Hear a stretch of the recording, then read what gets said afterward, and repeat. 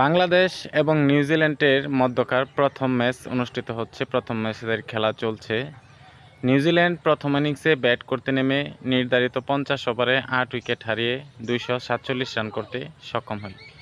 এর জবাবে ব্যাট করতে নেমে বাংলাদেশের শুরুটা ভালো হয়েছিল, কিন্তু তানজিদ হাসান তামিম আউট হওয়ার পরেই গোল্ডেন ডাক মারেন নাজমুল হাসান শান্ত।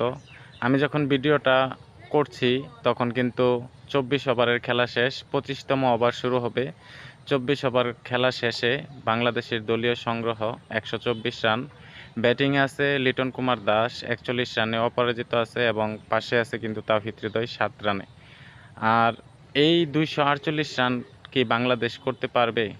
মিরপুরে খেলা হচ্ছে, বাংলাদেশের 3টি উইকেটের পতন হয়েছে। আপনারা যখন ভিডিওটা সামনে পাবেন তখন হয়তোবা খেলা ডিসাইড হয়ে যাবে কে জয় এবং পরাজয় হচ্ছে, আসলে জয়ের শেষ হাসিটা কে হাসছে।